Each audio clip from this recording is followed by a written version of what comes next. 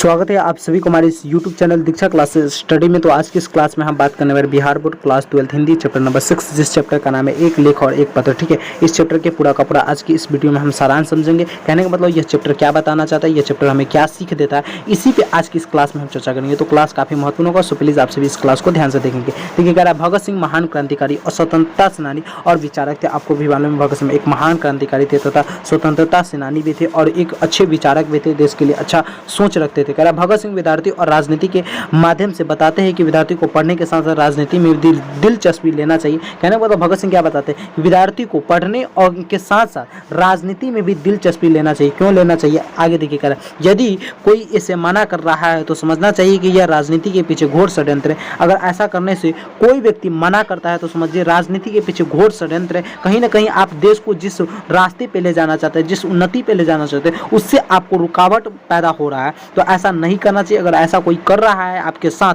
तो आप क्या कर सकते हैं, उन्हें समझा सकते हैं, उन्हें बता सकते हैं कि राजनीति में भी हम बहुत अच्छे अच्छे पद पे जा सकते हैं, हम अपने देश को उन्नति के रास्ते पे ले जा सकते हैं। ठीक है, क्योंकि विद्यार्थी युवा होते हैं, उन्हीं के हाथों में बागडोर होता है। आपको भी मालूम है विद्यार्थी क्या होते हैं, युवा होते हैं। विद्यार्थी युवा किसे कहते हैं, 14 वर्ष से लेकर 35 वर्ष तक के उम्र के जितने भी व्यक्ति होते हैं उन्हें युवा कहा जाता है और युवा के हाथों में पूरा बागडोर होता है। कहने का मतलब क्या, पूरा का पूरा यह चाहेंगे तो देश को बर्बाद भी कर सकते हैं और देश को आबाद भी कर सकते हैं, देश को उन्नति के रास्ते पे ले जा सकते हैं। तो आगे कह रहा है भगत सिंह व्यवहारिक राजनीति का उदाहरण देते हुए नौजवानों को यह समझाते हैं कि महात्मा गांधी, जवाहरलाल नेहरू और सुभाष चंद्र बोस का स्वागत करना और भाषण सुनना एक व्यवहारिक राजनीति नहीं है तो क्या है। कहने का मतलब भगत सिंह व्यवहारिक राजनीति का उदाहरण देते हुए कहते हैं नौजवानों को यह समझाना चाहते हैं कि महात्मा गांधी की आप बातों को सुनते हैं, जवाहरलाल नेहरू की बातों को, सुभाष चंद्र बोस की बातों को सुनते हैं, उसका स्वागत करते हैं, तो यह सुनना व्यवहारिक राजनीति नहीं है तो और क्या है। आप राजनीति में घुसना चाहते हैं इसलिए तो यह सब करते हैं, इसीलिए तो यह सब सुनते हैं, तो वही चीज वो बताना चाहते हैं। आगे देखिए कह रहा है इसी बहाने वे हिंदुस्तानी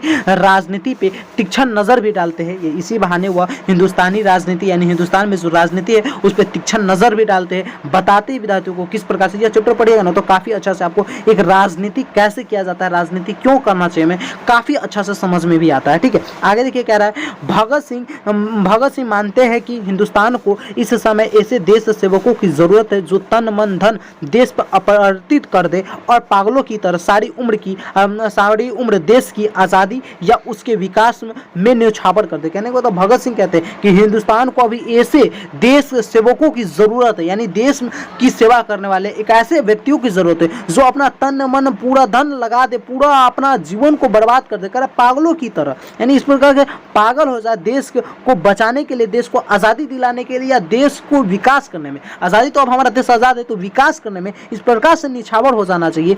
आज वैसा ही व्यक्ति की जरूरत है, हमारे भगत सिंह बता रहे हैं इस चैप्टर के माध्यम से। आगे कह रहे हैं क्योंकि विद्यार्थी देश दुनिया के हर समस्या से परिचित होते हैं, उनके पास अपना विवेक होता है। क्योंकि देखिए हम लोग पढ़ते तो हमें मालूम रहता है कि देश में क्या हो रहा है, दुनिया में यानी अपने देश में किस चीज़ की समस्या है, दुनिया में किस चीज़ की समस्या है, सारी चीज़ से हम लोग परिचित रहते हैं। उनके पास अपना सोच भी होता है, हम लोगों के पास क्या अपना विवेक यानी सोच होता है। हम लोग अपने सोच से देश को विकसित कर सकते हैं। आप अभी सोच रहे होंगे कि काश ऐसे कर देते तो हमारा भारत बहुत ज़्यादा विकसित हो जाता। हम अभी पढ़ा रहे और हमारा सोच कुछ और है कि काश ऐसे हो जाता तो हमारा देश बहुत जल्दी विकसित हो जाता। तो सबका सोच अपना अपना होता है। इस माध्यम से भी हम क्या कर सकते हैं, बचा सकते हैं, देश को आगे ले जा सकते हैं। आगे कह रहा है वे इन समस्याओं के समाधान में योगदान दे सकते हैं, यानी विद्यार्थी जो है इन समस्याओं के यानी देश में जितनी भी समस्या है उन समस्याओं में अपना योगदान दे सकते हैं। अतः विद्यार्थी को पॉलिटिक्स में भाग लेनी चाहिए, अतः विद्यार्थियों को राजनीतिक में भाग लेनी चाहिए। इस माध्यम से यह चैप्टर हमारा क्या हो गया, खत्म हो गया।